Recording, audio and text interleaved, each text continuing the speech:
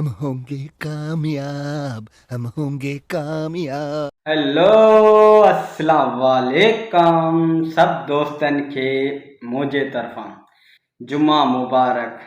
अज मां तव्हांजे लाइ हिकु न्यू ख़ुशख़बरी खणी आयो आहे। जेके बि भाऊ मुमताज़ मौलाई जा परस्तार आहिनि उन्हनि जे लाइ, जी हाँ, ईद जो तोहफ़ो भाऊ मुमताज़ मौलाई जो न्यू एल्बम ज़बरदस्त VIP तव्हांखे पसंदि ईंदो ऐं इंशाअल्लाह ताला रिकॉर्डिंग बि जारी रहियो आहे।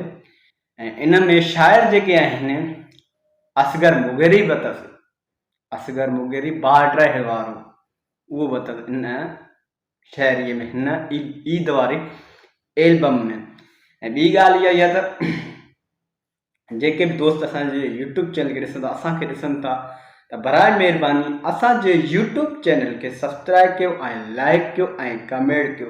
दोस्त चवनि था त तव्हांखे कमेंट न कंदा, मुंहिंजा भाइर सिंधी वेठा आहिनि, इंशाअल्लाह ताला मूंखे सपोर्ट कंदा ऐं अॻिते वीडियो ठाहिण लाइ मूंखे मौक़ो ॾींदा।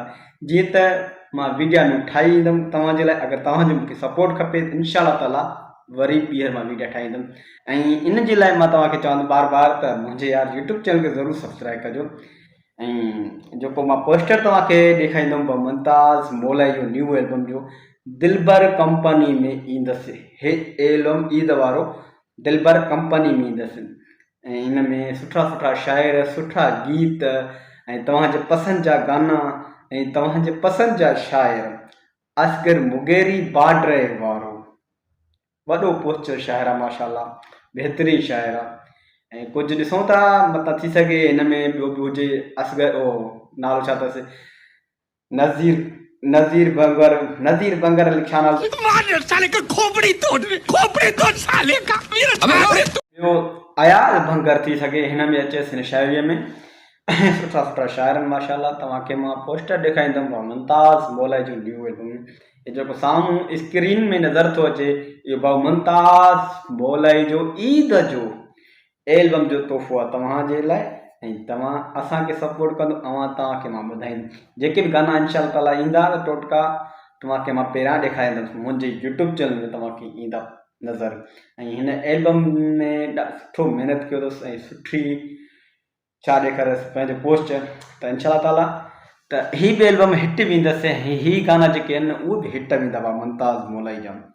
ऐं तव्हां असांखे सपोर्ट कयो, असां तव्हांजे लाइ न्यू तोहफ़ो खणी ईंदासीं भाऊ मुमताज़ मौलाई जा। ऐं दोस्त सॉरी यार, ऐं ॿिया दोस्त जेके बि माना ॿिया फनकारनि खे ॿुधनि था त उन्हनि जा नाला लिखी करे कमेंट करे असांखे मोकिलनि, त असां उन जे एल्बम जे बारे में तव्हांखे वीडियो में ॿुधाईंदासीं।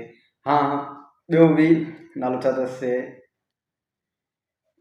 निगत नाज़ जो बि एल्बम अचण वारो आहे ऐं मुनवर मौलाई जो बि एल्बम अचण वारो आहे। इन लाइ तव्हां कमेंट कंदो त इंशाअल्लाह ताला तव्हांखे उहो मां ॿुधाईंदुमि त कॾहिं अचे थो, कॾहिं रिलीज़ थिए थो। हीअ इंशाअल्लाह ताला 15 रोज़े ते थी सघे त भाऊ मुमताज़ मौलाई जा गाना अची वञनि ऐं रिकॉर्डिंग हले थो, सुठो गीत रिकॉर्डिंग हाली हलेसि थो। इंशाअल्लाह ताला जीअं गीत ईंदा टोटका तव्हांखे मां पहिरियां ॾेखारींदुमि। असांखे ॾियो इजाज़त। ओके, अल्लाह हाफ़िज़।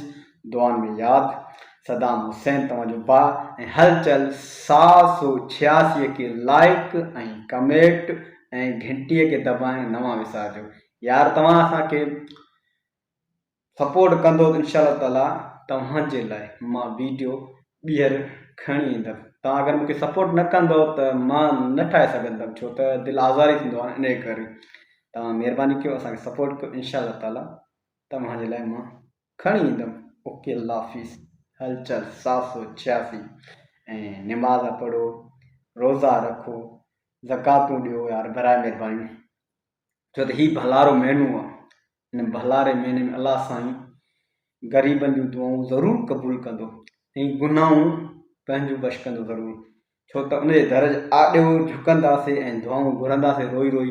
इंशाअल्लाह ताला असांजो अलाह पाक ज़रूरु दुआऊं क़बूलु कंदो। ओके, अल्लाह हाफ़िज़। आपके सामने एक बड़ा सा रेड बटन है। हाँ, है। दबा दिया, आगे बोलो।